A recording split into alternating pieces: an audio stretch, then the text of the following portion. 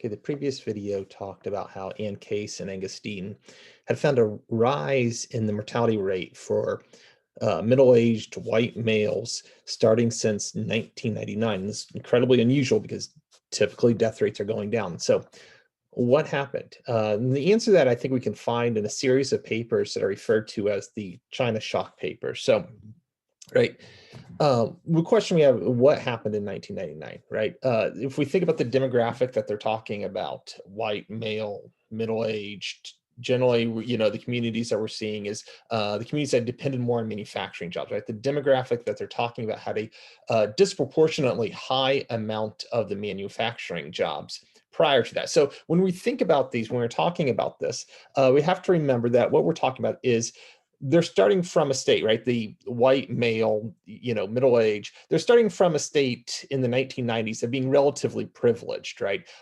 Even after the change, right, the white male demographic is still more likely to be employed than someone who's not white or not necessarily than females, but they're more likely to have a higher salary than someone who's not white or somebody that is female. And they're more likely to have a lower mortality rate than someone who is not white. So this is starting from a state of relative privilege. But we see a change in the end of the 1990s where that privilege decreases. Why is that? Right? Well, in 1998, China was granted most favored nation status. That allowed it to export goods to the United States with very low tariffs. In 2000, China enters the World Trade Organization, which allows them to export also to every other country in the world. In the United States, we might have had manufacturing jobs that prior to that was, say, if there's manufacturing is selling something to Vietnam, right? There might have been some plant in the United States that used to be selling that good to Vietnam, but now China's selling that good to Vietnam. So even when China's exporting to some other countries, that can affect jobs in the United States, right? The trade balance is not a very good way of thinking about it, right? We've got to think about the entire global picture. So uh, this is looking at exports from China as a share of their GDP. And you look at after 1999, after these changes, right?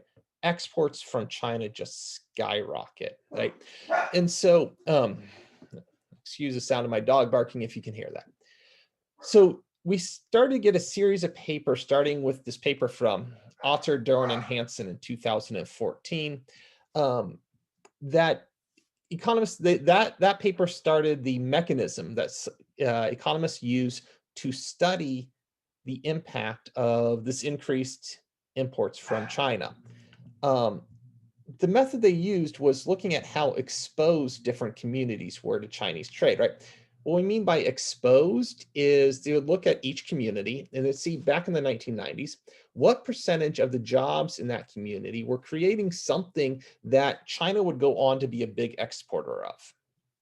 They can then use calculate the difference in difference, right? So if you have one community that was highly exposed, another community that isn't, we can see as those two communities go through time, you know, maybe one will be losing jobs, but the other one will be losing jobs at a greater rate, right? So we can do this difference in difference estimator to see how being highly exposed to Chinese trade affected the path of those communities. So this is a map of the ranking of different communities of how exposed they were to Chinese trade. So you can kind of see of the data set that they're creating here. Now, when they're doing these estimates, they're controlling for each state, right? So essentially, you're comparing a highly exposed community in one state to another community next door to it in the same state, right? That is less exposed. And so we can see again, this makes it highly likely. We've talked before about correlation does not necessarily mean causation, but the way that they've set this up of looking at this difference in difference based on how exposed they were to Chinese trade, I think it gives us good confidence that this is actually looking at a causal effect, that we're looking at the impact, the effect that Chinese imports had on these outcomes. Okay, so what were these outcomes that we find, right? Highly exposed communities saw increases in unemployment, decreases in income, and those effects were higher for men than for women because men were more likely to have the manufacturing jobs. When men don't have jobs, they have a hard time convincing people to marry them and have children with them. So we see a decrease in marriage and fertility in these communities. We also see an increase in the mortality rate, again, particularly for men, right? So this last two are coming from this paper in 2019. There's continued to be more and more papers on this topic since that first one. This is another paper by Pearson Schott that used that same methodology. This paper just came out this year to look at, do the deaths of despair happen specifically in the communities affected by the trade. So this graph is looking at comparing communities that were at the 25th percentile of being exposed to the Chinese trade to compared to those at the 75th percentile of how exposed they were to trade. Right. And so the gray area shows you their uncertainty in the estimate, right? And it shows you over time. And it's looking at the change from 2000. That dotted line, each one is for 2000. So the first one is showing you drug overdoses. And we see for drug overdoses, it's a really clear relationship that the higher exposed communities over time, they saw higher and higher rates of drug overdoses for those more exposed communities, more exposed to Chinese trade. With suicide and alcohol-related deaths, we cannot make a clear statement, right? These gray bars go across zero. That means we cannot be clear if there's really any impact there. This is the determinants of suicide and alcohol-related death. There's too many other determinants other than you happen to be in this community, right? Adding them all together, you still see that uh, because of that drug overdose being such a strong effect, that we still see there does seem to be an impact that highly exposed communities to the Chinese trade were more likely to have higher rates of these deaths of despair.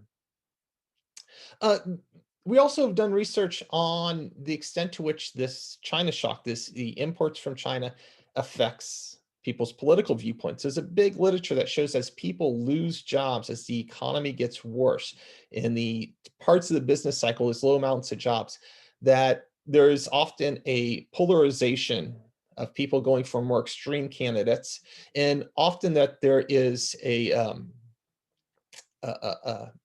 sense of xenophobic politics. There is rising anger at foreigners, immigrants, so on. And so one paper looking at this found that communities in England that were more exposed to Chinese trade were more likely to vote for Brexit. In the United States, the communities that were more exposed to Chinese trade, right, they voted for more extremist candidates. This paper from Otterdorn, Hansen, and Magelsi, both more likely far left, more likely far right, but for the most part, the shift is to right, more likely to be extreme, but it's also more likely to be to the right. Right. This paper argues that if our exposure to Chinese trade had been 50% less, that it would have shifted the 2016 election. In Italy, areas exposed to Chinese trade saw the greatest support for greatest increases in support for a far-right anti-immigrant party. Okay, so what are these papers telling us, right? This is just to reiterate this importance of when we talk about the unemployment rate, when we talk about the business cycle, and so on, that these just have incredible importance to people's daily lives, right? That these changes in the economics of, can people find good jobs? Can they keep good jobs, right? These things determine whether or not they're able to get married, whether or not they have stress, whether or not they are becoming addicted to drugs, having alcohol, dying, these deaths of despair. It affects their political viewpoints, right? It shapes so much about our lives, right? And so the unemployment rate, do people have these opportunities to succeed, right? Incredibly important.